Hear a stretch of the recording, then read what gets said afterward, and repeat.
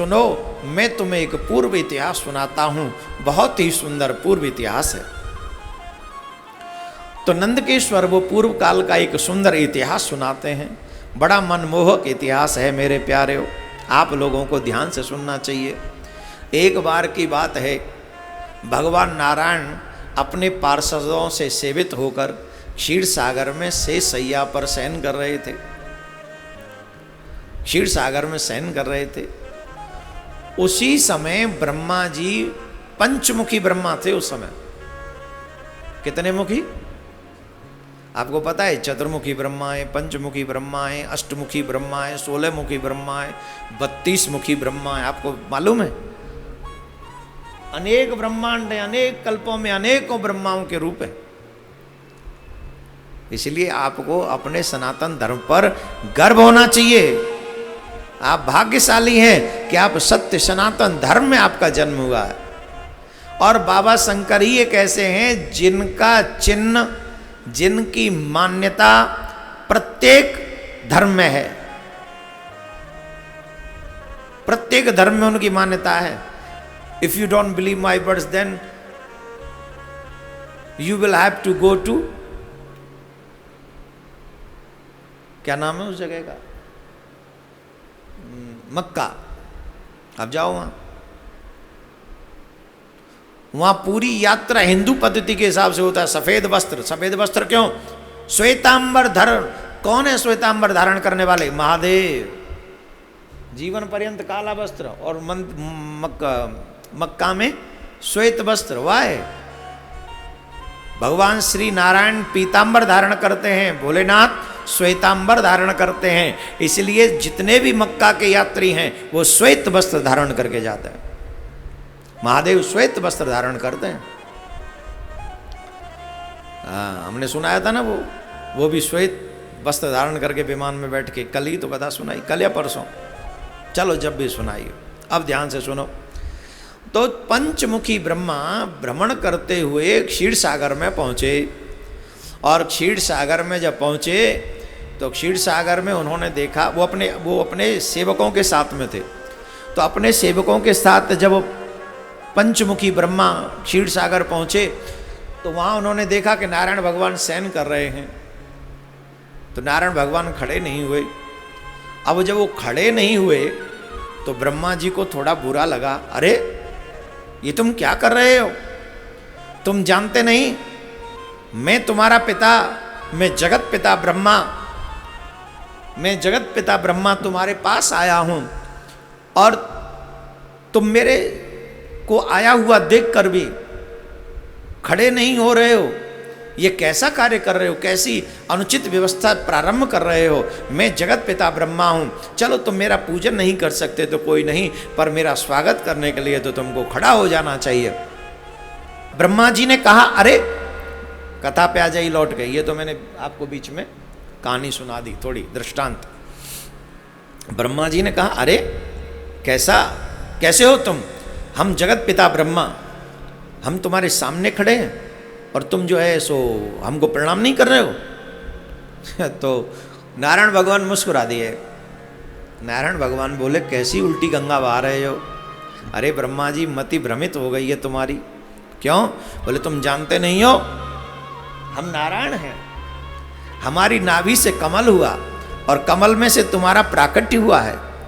हमारी नाभि से तुम्हारा प्राकट्य हुआ और तुम चाहते हो कि हम तुम्हारा सम्मान करें। तो अपना सम्मान चाहते हो हमसे? अरे तुम आए हो, चलो ठीक है, तुमने सम्मान नहीं किया, हमने तुमसे कुछ नहीं कहा।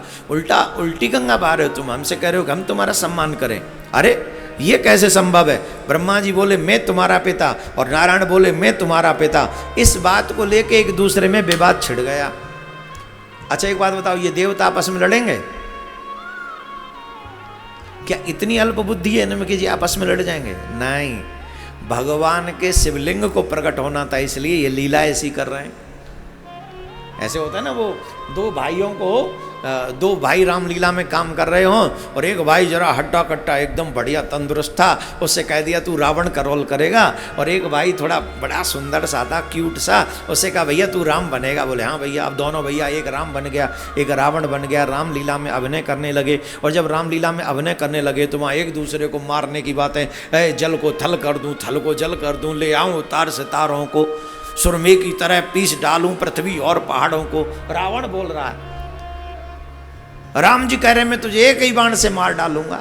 हैं दोनों सगे भाई, लेकिन रामलीला में अभिनय कर रहे हैं, अभिनय में एक दूसरे को मारने की बात कर रहे हैं। और जैसे ही कपड़े उतारे, जैसे ही राम जी का रूप विश्राम दिया, रावण का रूप, फिर दोनों भाई एक ही थाली में भोजन कर रहे हैं।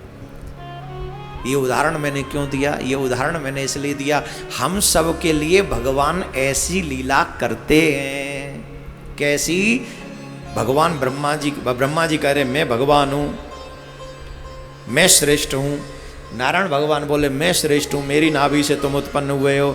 तो ब्रह्मा जी को क्रोध आ गया। ब्रह्मा जी ने कहा अपने पार्षदों से, इनके पार्षद बहुत कम है, तुम बहुत अच्छे हो, चलो इनको देखो, इनसे जरा दो दो हाथ करो, पता चले कौन श्रेष्ठ है। तो ब्रह्मा जी के पार्षद झट से कूद पड़े नारायण भगवान के पार्षदों से लड़ने के लिए। इधर में नारायण भगवान के पार्षद भी टाल ठोक के तैयार हो गए। हमारे यहाँ जब लड़ते हैं तो पहले टाल ठोकते हैं कि आजा, हमसे बड़ा बलवान तू नहीं है, तू नहीं कि हम नहीं। तो भगवान नारायण के भी पार्षद एकदम तैयार हो गए लड़ने के लिए। और इधर में ब्रह्मा जी भी हंस पर सवार हुए और भगवान नारायण गरुड़ पर सवार होकर युद्ध करने के लिए पहुंच गए और दोनों में आपस में युद्ध होने लगा। अब जब ये ब्रह्मा और विष्णु दोनों आपस में युद्ध करने लगे तो शिवलोक में हाहाकार मच गया। शिव के दूतों ने भगवान भोलेनाथ से कहा, महाराज महाराज चाहिए, महाराज कृपा कीजिए। बोले ये हाहाकार क्यों हो रहा है? बोले जब ब्रह्मा और विष्णु आपस में लड़ेंगे तो महाराज ऐसा लगता है जैसे प्रलय का समय एकत्रित हो गया, अब प्रलय होने वाली है महाराज, अब कोई नहीं बचा सकता, आप ही हैं जो वहाँ जाके इनको रोक सकते हैं और इस ब्रह्मांड में प्रलय होने से बचा सकते हैं। बोलो राधे राधे। ऐसे नहीं, जोर से। अब तो महाराज भगवान कैलाशपति भी पहुंच गए, आकाश में छिपकर उस युद्ध की तैयारी देखने लगे कि भगवान विष्णु और ब्रह्मा जी आपस में लड़ रहे हैं। और जब लड़ रहे हैं, बड़ी सुंदर कथा है। देखो दूसरों की लड़ाई में तो वैसे भी आनंद आता है ना, आता है कि नहीं? हाँ, कितना आनंद आता है। जब खुद के घर में लड़ाई होती है तब तकलीफ होती है, अरे लो हमसे ऐसा बोल गया। लेकिन जब दूसरों की लड़ाई होती है, आहा कैसो देव गाल पे आनंद आएगो, सेक दो लाल पड़ेगो, पुआ सो छपेगो भैया, आनंद आए तुम्हारी बड़ो बड़ कर तो का हुआ बोलन ना दे तो आज सबरी पंचायत निकल गई है। कैसो स्वाद आ तो जब दूसरों पिटत का है, और जब तीसरे दिन खुद पिटत का है। बोए बीज बमूर के आम कहाँ ते आए, जब बमूर बोओगे तो आम मैंगो खाने को नहीं मिलेगा। दूसरों को लड़ता हुआ देखकर अगर प्रसन्न होगे तो एक दिन तुम्हारे घर में भी महाभारत अतिश्री महाभारत कथा, ये कथा है तेरे कुकर्म की, विधर्म की, बुरे कर्म की। देख न सकाई पराई विभूति, उसी की कथा है ये। इसलिए किसी के घर में लड़ाई हो रही हो तो कभी स्माइल मत करो, कोशिश करो समाप्त करो, उनके विश्राम कराना। हाँ, एक और बात बता दें आपको अच्छी, दो लड़ने वाले अगर ताकतवर हैं और तुम्हें लग रहा है कि हम इनकी कैपेसिटी के नहीं है तो कूदना मत बीच में। हाँ, ये सही बता रहे हैं हम तुमको। दो व्यक्ति लड़ रहे हो आपस में तो उनकी लड़ाई को रोकेगा कौन? जो उन दोनों से ताकतवर होगा। एक का हाथ इधर से पकड़ ले, एक का इधर से, हो गया ना, खबरदार अब वो एक दूसरे से कुछ कहा तो मैं हूं बीच में खड़ा हूं, चलो पहले मुझे देखो, तुम मुझ में मारो, मैं देखता हूं तुम्हें। तो बेचारे दोनों खड़े हो जाएंगे साइड में। क्यों खड़े हो जाएंगे? इसलिए खड़े हो जाएंगे बोले इनसे लड़ने की कैपेसिटी अपनी नहीं है। और अगर कोई इंद्रेश वार बीच में आ जाए और दो बड़े बड़े लड़ रहे हों, अच्छे खासे लड़ रहे हों, हैं, हाँ, कोई संदीप टाइप आ जाए कोई और आके बीच में और लड़ रहे हों, कोई गर्ग जी वाला शरीर, शरीर बड़ा हष्ट पुष्ट थोड़ा अच्छे से, और खली जैसे दो लोग लड़ रहे हैं और ये आगे बचाव करें। ईमानदारी से बताओ, अगर उन्हें झटका भी मार दिया तो उनका पाँव और हाथ दोनों टूटेगा, बच नहीं सकते। जो उनका झटका ही नहीं चलेगा, सिर्फ झटका मार दे, वो मारने के लिए नहीं, सिर्फ हटाने के लिए भी झटका मार दे, खली अगर थोड़ा सा भी यूं मार दे तो बताओ या बेचारे कहाँ बचेगा कुछ। इसलिए मैं कह रहा हूं, अगर आप लड़ने वालों से कमजोर हैं तो गलती से भी बीच बिचाव न करें। दूर से रह के हाथ जोड़ के भैया रुक जाओ, भैया रुक जाओ, न रुकें भैया तो तुम बस खड़े ही रहो। लेकिन बीच बचाव करने के लिए थोड़ी ताकत चाहिए। तो भगवान भोलेनाथ ने सोचा ये तो लड़ने के लिए तैयार हैं, अब क्या किया जाए। तो वहां पर एक अग्निस्तंभ प्रकट हुआ उन दोनों के बीच में,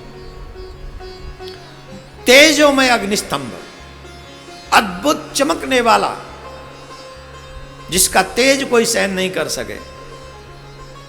एक स्तंभ मतलब शिवलिंग की तरह विशाल, ये पहला शिवलिंग है। बोले शिवलिंग महादेव की जय। ऐसे शिवलिंग महादेव का प्राकट्य हुआ, और कितना बड़ा था। अब ये एक दूसरे से लड़ने के लिए सामने आने चाहिए ना, अब सामने कैसे आए, बीच में तो वो है अग्निस्तंभ है।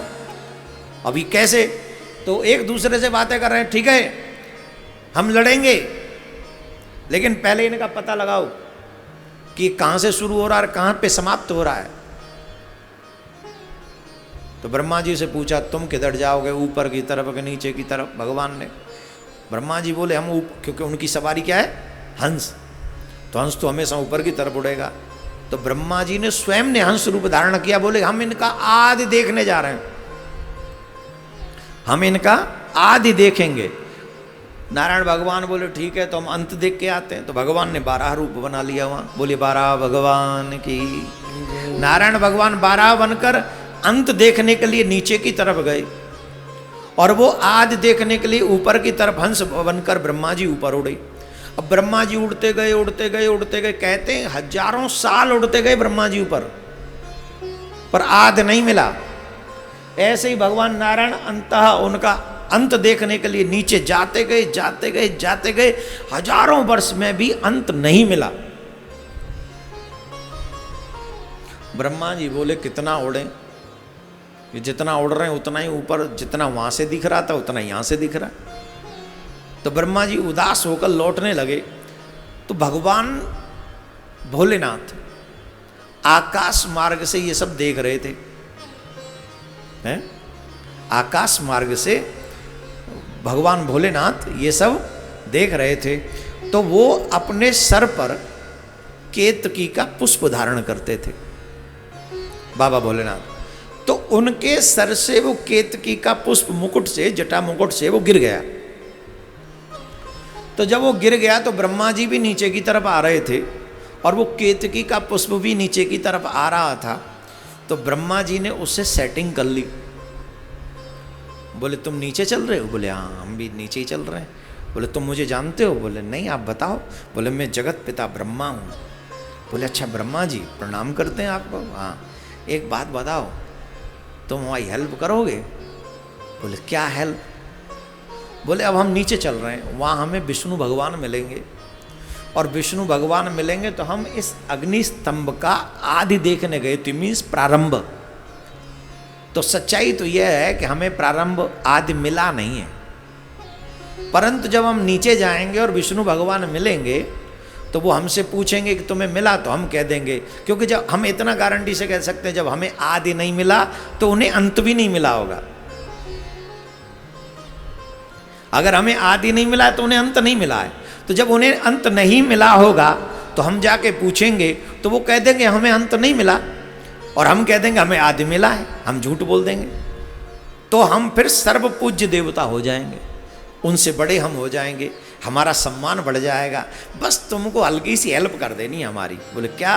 बोले जब कोई वो पूछ ले, बाय द वे वो पूछ भी सकते हैं ना कि इसका गवाह कौन है, तो हम कह देंगे ये केतकी का पुष्प, मतलब केवड़ा का पुष्प, ये हमारा ये गवाह है, इसके आगे हम आदि देख कर आए, ये इससे पूछो।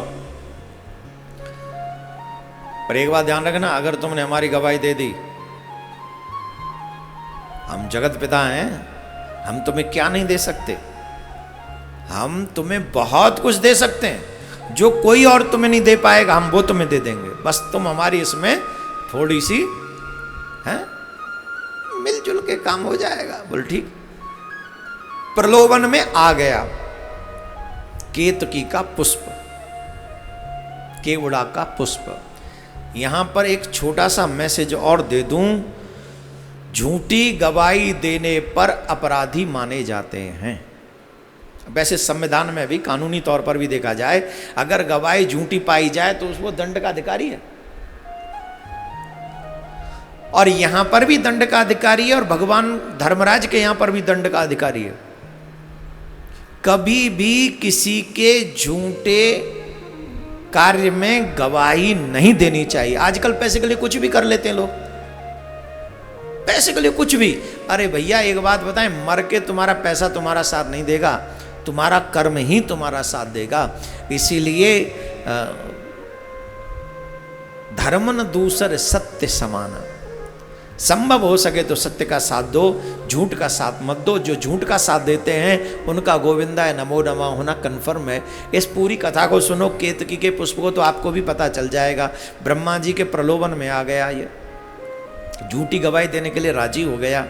अब ये ऊपर से नीचे आए, उधर में नारायण भगवान भी बोले हमें तो अंत मिला ही नहीं। तो ब्रह्मा जी मुस्कुराने लगे, नारायण भगवान से पूछा क्यों नारायण देखा है अंत? बोले नहीं हमको अंत नहीं मिला, आप बताइए अपनी। बोले हम तो देखा है आदि। बोले आप आदि देखा है? बोले बिल्कुल देखा है, हमें तो आदि मिल गया। तो कोई गवाह है? बोले हाँ ये केतकी का पुष्प है, इसे पूछो। तो उस केवड़ा से पूछा, हाँ भाई, संस्कृत में केवड़े के पुष्प को केतकी कहते हैं। बोले तुम क्या है, तुमने देखा? बोले हाँ हमारे आगे इन्होंने आदि देखा है। जैसे ही कहा आदि देखा है, तो भगवान नारायण ने कहा ठीक है भैया, जब तुम आदि देखा है, हम पे अंत मिला नहीं, तो अब आप हमसे बड़े देवता हो, लाओ भैया पूजा थाली लाओ, हम इनका पूजन करेंगे और हम इन्हें अपना बड़ा समझेंगे। ब्रह्मा जी को भगवान पूजा सामग्री लेकर नारायण भगवान ब्रह्मा जी का पूजन करने प्रारंभ करने ही वाले थे। इतने में ही उस अग्नि स्तंभ में से भगवान शंकर का प्रादुर्भाव हुआ। शंकर भगवान की जय। हर हर महादेव, हर हर महादेव, हर हर महादेव। अग्निस्तंभ में से शंकर भगवान प्रकट हो गए। वो ठहर जाओ नारायण, नारायण ठहरो, नारायण नारायण नारायण ठहरो, ब्रह्मा की पूजा मत करना, ये झूठ बोलते हैं। पंचमुखी ब्रह्मा थे। उसी समय भैरव को प्रकट किया और हाथ में तलवार दी भैरव के में, और तलवार दे के शंकर भगवान कह रहे हैं ये नारायण से अपनी पूजा करवाना चाहते थे ब्रह्मा। लो भैरव तलवार लो और पूजन करो इनका।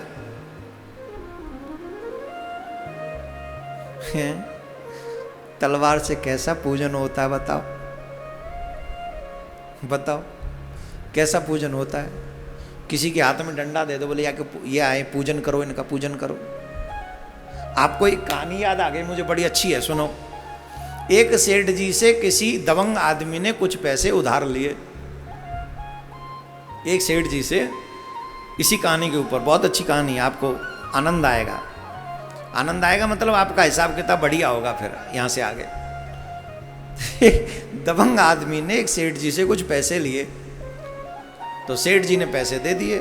पैसे अब वो महीना हुआ, 2 महीना हुआ, 4 महीना हुआ, वो पैसा दे ही ना। अब रोज सेठ जी जहाँ भैया पैसा लौटा दो, भैया पैसा दे दो, भैया। वो कह हो जाएंगे तो दे देंगे, हो जाएंगे तो दे देंगे, हो जाएंगे तो दे देंगे। बोले अच्छा। अब एक दिन सेठ जी थोड़ा गुस्से में, तुम कमाल है, मुझे पागल बनाते हो, रोज कहते हो दे देंगे दे देंगे, मेरा पैसा तुम वापस नहीं करते हो, पैसे वापस करो। तो उसको लगा ये वो चौधरी साहब थे जिन्होंने पैसे लिए अच्छे खासे थोड़े। बोले अच्छा ऐसा है, ठीक है। उन्होंने कहा एक काम करो, कल आना शाम को, कंफर्म। बोले ठीक है। शाम को सेठ जी दूसरे दिन टाइम पे ही पहुंच गए और वहां बाहर चौधरी साहब ने 2 ढोल वाले बुलाए हुए थे, 2 ढोल बजाने वाले।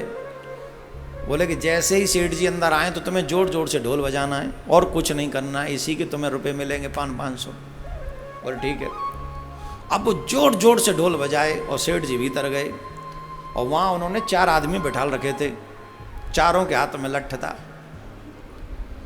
और सेठ जी ने कहा, अब चौधरी साहब के माहौल को देख के तो वो वैसे ही ठीक हो गए, भैया आपके पास कुछ पैसे थे। जैसे पैसे का नाम लिया तो चारों लठधारी लठैत जो थे उन लठैतों से कहा कि सेठ जी की सेवा करो। अब चारों लठ वाले दनादन सेठ जी पे टूट पड़े। और जो अब बाहर कोई पूछे, भाई सेठ जी के घर में फंक्शन क्या है, कोई फंक्शन हो रहा है, क्या हो रहा है? बोले हमको नहीं पता। बड़ी जोर जोर से उनकी सेवा पूजा करके सेठ जी से कहा, अब जाओ, हो गया आपका हिसाब, ये है आपका हिसाब। अब सेठ जी बेचारे वहां से चले गए। कुछ दिन बाद चौधरी साहब के बेटे का ही विवाह था और विवाह में फिर ढोल बज रहे थे। संयोग से सेठ जी अपनी सेठानी के साथ चले और वहीं होके निकले। और जब निकले सेठानी ने कहा, अरे लगता है इनके घर में कोई फंक्शन है, हमारे तो पैसे देते नहीं, इनके घर में कोई फंक्शन है। तो सेठ जी बोले, खबरदार अगर इधर मुंह भी किया। बोले क्यों? बोले कोई फंक्शन वंक्शन नहीं है, निश्चित किसी का हिसाब चल रहा है अंदर, अंदर किसी का हिसाब हो रहा है, तुझे नहीं पता, ये ऐसे ही करता है सबका हिसाब। तो ये हिसाब चल रहा है, ये पूजा, अंदर पूजा चल रही है, तो तू इधर देखे ही मत, चुप चल, नहीं तो हमें फिर बुला लेगा हिसाब के लिए, हमें पता है इसका हिसाब कैसा है। तो कई सेवाएं ऐसी होती हैं। बताओ, भगवान शंकर कह रहे हैं ये लो तलवार भैरव से और इनकी पूजा करो, और भैरव ने तुरंत जाके जो निंदा कर रहा था भगवान शिव का वो मुख, उस मुख को धड़ाम से गोविंदाय नमो नमः एक ही तलवार के बार से समाप्त कर दिया, उस सर को काट दिया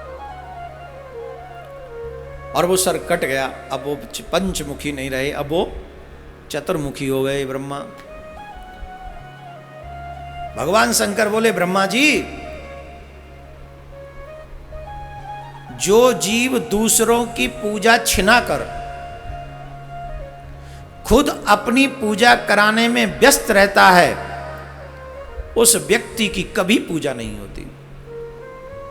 तुम नारायण से अपनी पूजा कराना चाहते थे, अब हम तुमसे कहते पूरे ब्रह्मांड में तुम्हारी पूजा कहीं नहीं होगी। इसीलिए ब्रह्मा जी का कहीं पूजन नहीं होता है, कहीं भी नहीं होता है। बाद में क्षमा मांगी तो यज्ञ में उनको ब्रह्मा के रूप में स्थान दे दिया, बाद में क्षमा मांगने पर। सिर्फ पुष्कर में ब्रह्मा जी का मंदिर है एक जगह, वो पहले ही से ही है, उसके अलावा ब्रह्मा जी का कहीं मंदिर नहीं मिलता आपको। बोले तुमने झूठ बोला, तुमने आदि देखा, ये झूठ है, तुमने आदि नहीं देखा। और केतकी के पुष्प से कहा कि तुमने झूठी गवाही दी, तुम अहरनिश हमारे सर पे विराजमान रहते हो और तुमने इतना बड़ा अपराध कर दिया। जाओ, आज से हम तुम्हारा त्याग करते, आज के बाद तुम्हें हमारी सेवा में कोई उपस्थित नहीं करेगा, आज के बाद हम तुम्हें अपनी सेवा में स्वीकार्य नहीं करेंगे। इसीलिए प्रारंभ में हमने जो कहा कि केतकी का पुष्प शिवलिंग पर नहीं चढ़ाना चाहिए, यही घटना है, यही कथा है। गलती से भी केवड़े का पुष्प भगवान भोलेनाथ के शिव विग्रह पर, शिवलिंग पर नहीं चढ़ाना चाहिए। बोलो राधे राधे। तो ब्रह्मा जी से केवड़ा ने फिर क्षमा मांगी, तो उन्होंने कहा ठीक है, तुम और देवताओं के लिए मान्य हो गए, तुम और देवताओं के लिए चले जाओगे। बोले नहीं प्रभु, अपने भी भवन में कहीं आने दो। बोले ठीक है, जो हमारे लिए मंडप बनाएंगे तो उस मंडप में भी तुम आ सकते हो, पर हमारे पर्सनल, हमारी विग्रह पर तुम्हारा आना वर्जित ही रहेगा। तो झूठ बोलने का ये दंड केतकी के पुष्प को मिला। ब्रह्मा जी को ये दंड मिला कि अब उनकी पूजा कहीं नहीं होगी। नारायण भगवान ने भी कहा प्रभु अब एक मुख तो वैसे ही उनका आपने ले ही लिया है, अब इनको क्षमा कर दीजिए। तब सहृदय नारायण भगवान का जब ये विचार देखा तो शंकर भगवान प्रसन्न हो गए। उन्होंने कहा ठीक है, इनको यज्ञ में स्थान दे देते हैं। तो ब्रह्मा जी यज्ञ में स्थान प्राप्त हो गया।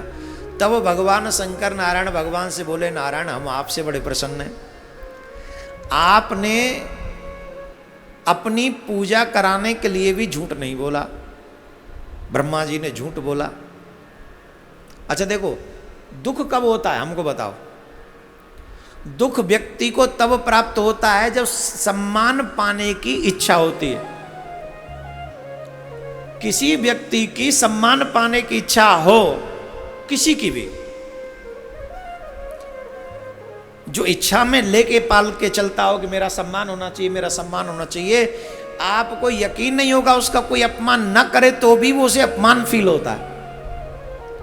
क्योंकि जो ये चाहता है कि मेरा सम्मान हो और उसका सम्मान ना हुआ तो उसको अपमान में ही समझ लेता है। इसलिए बहुत सावधानी पूर्वक आप अपने आप को, हम अपने आप को ये समझें कि हमें सम्मान, मान सम्मान नहीं चाहिए। जाई बेदे रखे राम ताई बेदे रही, जिस स्थिति में भगवान रखे उसी स्थिति में हमको रहना चाहिए। तो शंकर भगवान बड़े प्रसन्न हुए और शंकर भगवान प्रसन्न होकर नारायण भगवान से कहने लगे, हे नारायण हम तुमसे बड़े प्रसन्न हैं, इसलिए आज हम हृदय से प्रसन्न होकर ये कहते हैं, जैसी जैसी सेवा पूजा मेरी होगी वैसी वैसी पूजा तुम्हारी भी होगी। पूरे विश्व में दो ही देवता हैं जिन देवताओं की पूजा हर जगह पर की जाती है। वो देवता कौन है? दो, एक शंकर भगवान और एक नारायण भगवान। एक और बात समझ लें, जहां जहां शंकर भगवान विराजमान है वहां नारायण भगवान भी विराजमान है, और जहां जहां नारायण विराजमान है वहां वहां शंकर भगवान भी विराजमान है। काशी गए हो हैं? वहां पर विश्वनाथ भगवान का दर्शन होता है, वहां नारायण भगवान भी विराजमान है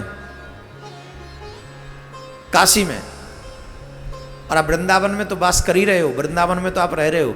ये स्थान काशी भगवान नारायण का, भगवान भोलेनाथ का स्थान है, वहाँ नारायण भगवान भी रहते, वहाँ के प्रमुख देवता नारायण भगवान। और यहाँ आप वृंदावन में आ जाओ तो यहाँ बांके बिहारी हैं, राधा वल्लभ हैं, युगल सरकार की उपासना है, लेकिन वृंदावन में भी गोपेश्वर महादेव रहते हैं। इतना एक दूसरे के प्रति इनका भाव है। तो इसलिए शंकर भगवान कह रहे हैं कि जहां जहां जैसे जैसे हमारी सेवा होगी वैसे वैसे तुम्हारी भी सेवा पूजा होती रहेगी। बोलो राधे राधे। तो शंकर भगवान ने जब ये आशीर्वाद दिया तब जाके ये विवाद समाप्त हुआ, ब्रह्मा जी वाला और शंकर जी, ब्रह्मा जी और नारायण वाला कि तुम बड़े कि मैं बड़े कि मैं बड़े। लेकिन ये कथा इसलिए, ये लीला इसलिए की गई क्योंकि इस लीला के माध्यम से शिवलिंग को प्रकट होना था। वो जो अग्निस्तंभ था, ये अग्निस्तंभ ही प्रथम शिवलिंग है, और उसके बाद 12 ज्योतिर्लिंगों की स्थापना जगह जगह पर हुई है। तो हम 3 ज्योतिर्लिंगों की कथा आपको सुना चुके हैं अभी तक, और पूरे महीने में 12 ज्योतिर्लिंगों की कथा आपको सुनाएंगे। और कलयुग में मनुष्य जीवन प्राप्त करने वाला व्यक्ति अगर अपने श्रवणों से 12 ज्योतिर्लिंगों की कथा अपने जीते जी सुन ले तो उसके भाग्य का वर्णन कोई नहीं कर सकता, और अगर यात्रा कर ले तो फिर तो कहना ही क्या है। तो जब जब कथा हुआ करे ज्योतिर्लिंगों की, तब तब आप ये समझें कि हम जो है वहाँ मानसिक तौर पर विराजमान हैं। आज आपने भगवान शिव के लिंग स्वरूप के प्राकट्य की कथा सुनी है। यहाँ से प्रथम लिंग स्थापना जो है, प्रथम लिंग प्राकट्य यहाँ से हुआ अग्नि स्तंभ से। और ये लीला जो हुई शंकर व ब्रह्मा जी की और नारायण की, ये हुई इसलिए थी क्योंकि हम सबके कल्याण के लिए भगवान को निराकार रूप में हम सबके घरों तक पहुंचना था। शिवलिंग के रूप में पहुंचना था, इसलिए ये लीला हुई थी।